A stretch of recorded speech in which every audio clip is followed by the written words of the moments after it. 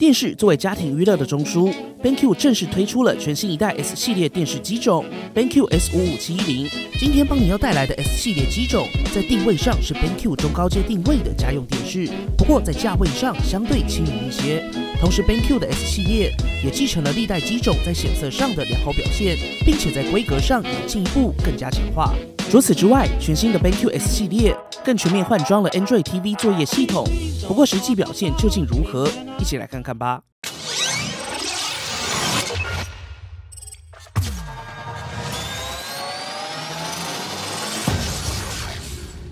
立刻加入邦尼 Facebook 讨论区，邦尼接下来测什么跟专属好康，全部都在邦尼讨论区。也别忘了订阅邦尼，并开启小铃铛，及时收到最新的产品评测。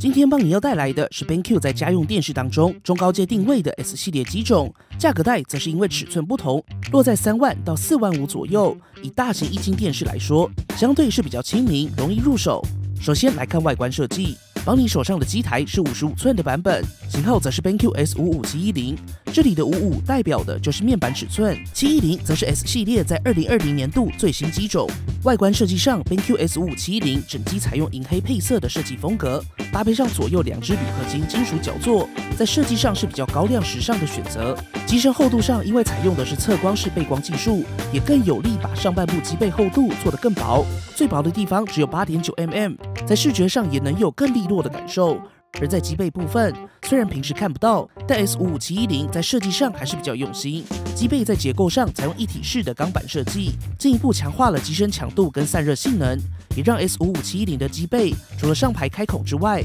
表面没有大面积的散热开孔。同时 BenQ 也进一步减少了机背的裸露螺丝孔位，比较明显的2只螺丝也进行了同心圆的风格化处理。整体来说，在外观设计上，搭配 S55710在面板上所采用的窄边框设计，对于居家摆设来说 ，BenQ S55710整体的设计风格还是相对简约利落，却又不失个人风格。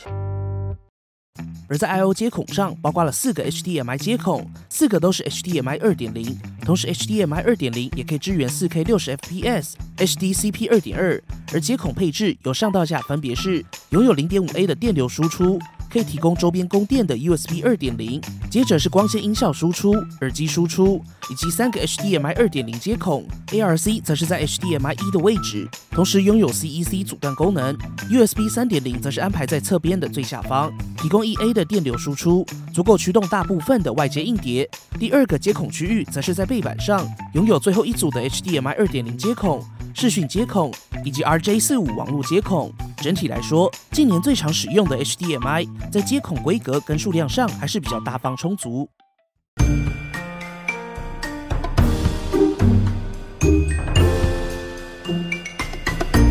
实际体验部分 ，BenQ S55710在面板上搭载的是 BenQ 主打的 BenQ HDR 广色域黑占屏，拥有真 4K 的萤幕，采用 VA 面板。而 VA 面板的优势就在于静态对比表现更好，达到4000:1，暗部能够黑得更深邃，并且拥有120Hz 的刷新率。在色域范围上，则是覆盖了90%的 DCI-P3 广色域。此外 ，S 系列作为 BenQ 的中高阶定位机种 ，BenQ S55710在出厂时也将面板的伽马值校正到 2.2， 并且达到数值越小越好的 Delta 1小于3。以电视来说 ，S55710除了拥有广色域外，也能够更精准显示色彩。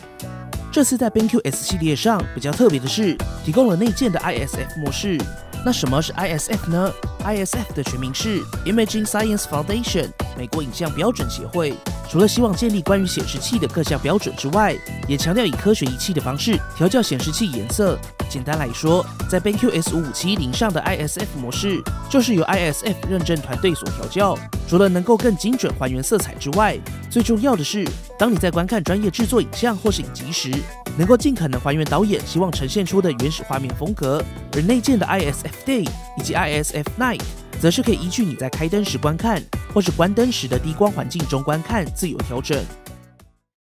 而在技术上，近几年选购电视，除了需要留意解析度是不是达到 4K 外，有没有支援 HDR 也非常重要。那究竟什么是 HDR 呢？简单来说，传统的影片在播放上采用的是 SDR， 中文叫标准动态范围，而 HDR 中文则是高动态范围。两者最大的差别就在亮度。以人眼能够接受的亮度，大多是0.001到2万尼特来说。传统的 SDR 因为是以听起来就年代久远的旧有映像管电视为基础所制定的标准，在最大亮度上仅只有100尼特。也就是说，当摄影机在拍摄一个拥有超亮灯泡以及超暗背景的环境时，就算灯泡再亮，背景再暗，影像也会被压缩到100尼特进行录制。而全新的 HDR 标准，则是将录制时的亮度范围提升到至少1000尼特，这也让超亮灯泡跟超黑背景可以有更大的呈现空间，相较起 SDR 有10倍的提升。简单来说 ，HDR 影像可以呈现更多亮部细节，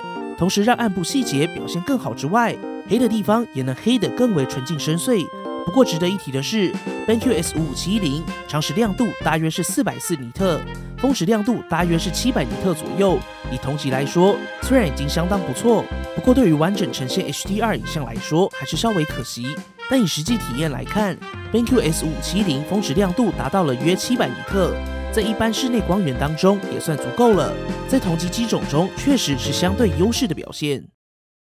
BenQ S5570 在 HDR 规格上还是比较完整，拥有 HDR Premium 支援，包括支援主流的 HLG、HDR10 格式之外，也提供了相对更高标准的 Dolby Vision 杜比世界3种 HDR 规格。以实际体验来看，邦尼透过 Xbox One S 连接 BenQ S5570，在连接时记得要开启 HDMI 增强，就可以成功输出 4K HDR 讯号，并且在 Netflix 当中可以成功启用 Dolby Vision 支援。右上角跟讯号窗格也会跳出 Dolby Vision 的提示字样，在 Netflix 当中播放《怪奇物语》，就可以看到支援 Dolby Vision 的 icon。以《怪奇物语》这种典型拥有大量低光场景的影集来说，可以看到即使在低光场景，环境内的亮部跟暗部还是具有更大的亮度层次。在暗部除了可以看到更多细节外，也有更纯净的表现。即使在复杂光源中 ，S55710也能带来相当不错的动态对比。同时 ，S55710也会自动侦测环境亮度，动态的调整背光亮度，让显示效果尽可能不受外在环境影响。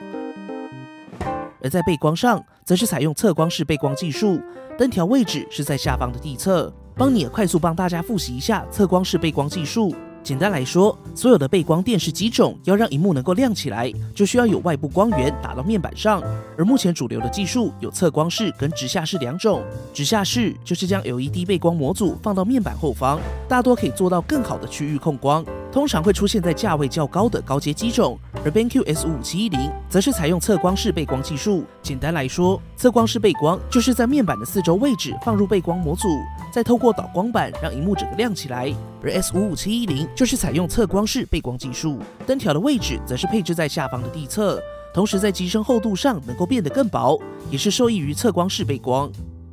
整体来说，在 BenQ 的调教下 ，S55710 动态对比表现相当不错，在地侧控光表现以同级来说也是前段班。简单来说，不论是哪一种背光技术，除了硬体规格外，都很挑战品牌调教功夫。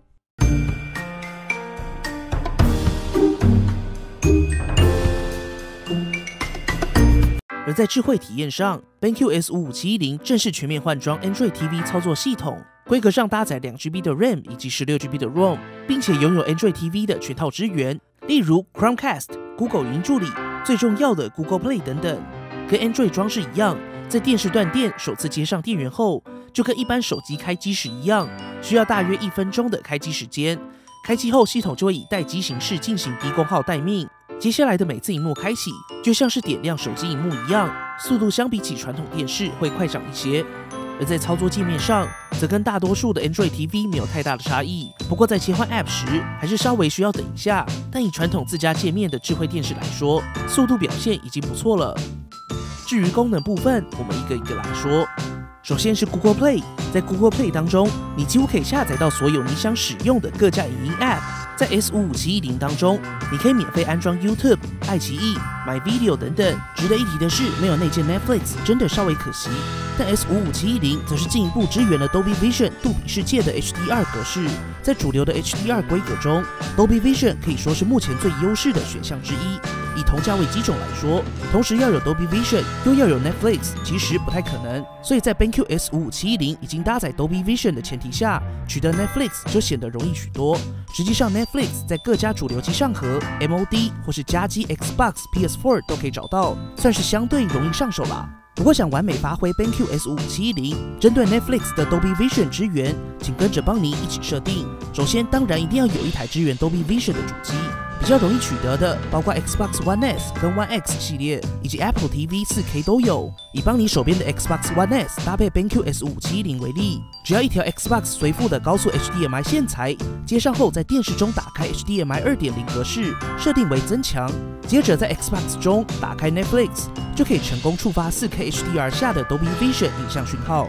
接下来的观影建议就不限 Dolby Vision， 其他片源都适用。首先，如果想获得最佳观影体验，可以在设定中将节能选项关闭，完整释放电视性能。而在影像模式选择中，邦尼建议在一般明亮的室内，首选背光90的 ISF Day 模式。在还原影像风格之外，也提供了足够的亮度。如果是灯光昏暗的情况下，建议选择适合昏暗室内的 ISF Night， 背光为70。如果是灯全关的话，首选剧院模式。同时，如果你在 Netflix 观看的内容不是 HDR 内容 ，BenQ 也提供了 BT1886 的伽马值能够选择，让画面更接近导演希望呈现的感觉。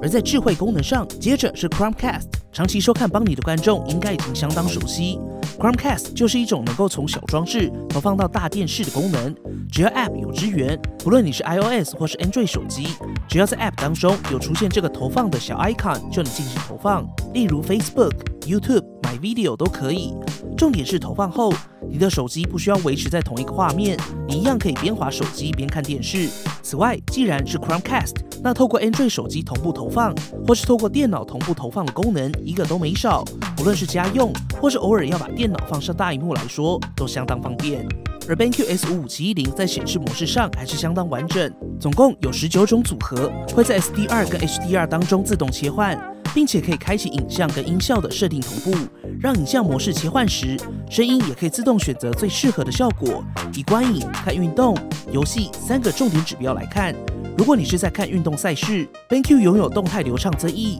能够让运动这类高速移动的画面在视觉上更加流畅，不会因为快速移动产生模糊。如果是看电影或影集，除了支援各种 HDR 格式之外，也可以透过剧院或 ISF 模式获得更接近影院的画面体验，并且受益于120赫兹的 VM 面板，在播放大多为24 FPS 的电影时，120赫兹因为可以被24格的画面整除，所以能够以1:1:1:1:1:1的5倍屏进行播放。相较起60赫兹的面板，播放24 FPS 无法整除的画面来说，会更流畅一些。而如果是以各式家机，例如 Xbox 或是 PS4 等进行游戏，虽然 S5710 的 EDID 不支援120赫兹的游戏讯号输入，但在实际体验中，只要开启游戏模式，就可以自动进行输入延迟优化，即使在 4K HDR 下，也可以达到 12.7 毫秒的不错表现。透过我们在 Xbox One S 跟 PS4 Pro 双平台的测试下，尤其在游玩射击类或是高速移动的游戏时，打开游戏模式的顺畅感就会更加明显。此外 ，BenQ 加最重要的护眼模式，在 S5710一样不能少。透过 BenQ 加的低蓝光模式，最高能够减少 70% 的蓝光强度。在实际体验下，邦尼认为 BenQ 的低蓝光模式在开启后不会变成一片死黄，对于看一般节目来说，还是可以长时开启。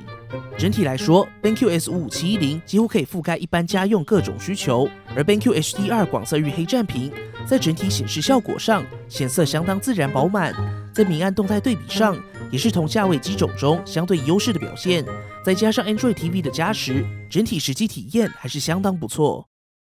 音效部分 ，BenQ S5710拥有 DBX TV2 音效技术，并且搭载4颗喇叭，分别是2颗中高音、2颗重低音以及独立腔体。达成12瓦加12瓦，共24瓦的4喇叭双声道，以同价位来说比较中规中矩，在大多数的环境下足够日常使用。不过在重低音上会比较单薄一些，如果有更高需求的观众，可以额外考虑家庭剧院。不过值得一提的是 ，BenQ S5710内建了深夜模式，可以在夜晚一个人看电视时，以非常小声的音量输出，让想看电视也想听声音的你，尽可能不打扰到邻居或家人。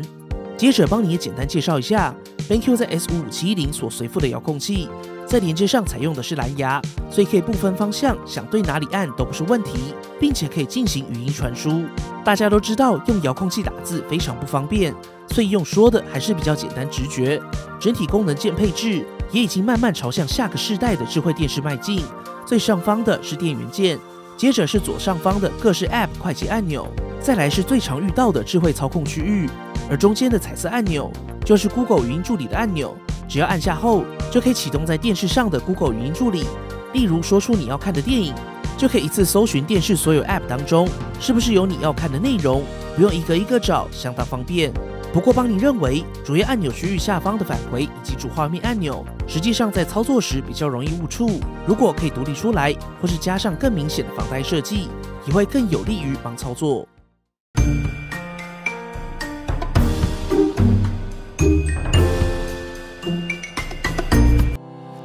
整体来说 ，BenQ S570在同级价位中，软硬体都给上了相对完整的选择。在硬体上，采用 BenQ 主打的 HDR 广色域黑占屏，拥有真 4K 萤幕，采用 VA 面板，静态对比更达到4000:1。在整体显示效果上，能够有更好的动态对比表现。此外，更支援120赫兹的刷新率。色域上则是拥有90%的 DCI-P3 广色域。在 HDR 规格上，则是支援主流的 HLG HDR10 以及更高阶的 Dolby Vision， 并且搭配上由 ISF 认证团队所调教的 ISF 影像模式，在观影体验上非常不错。整体而言 ，BenQ S570不论是在观影、看运动赛事，或是玩游戏，都能有相当不错的表现，也能覆盖大部分家庭的娱乐需求。此外，在智慧功能上，全面换装了 Android TV， 拥有 Google Play 商店，在 App 上有更多且弹性的选择，内建了 Chromecast， 更可以将各种行动装置投放到大电视上。最重要的是 ，BenQ S570几乎在软硬体上都提供了在同级价位中更完整的规格及需求。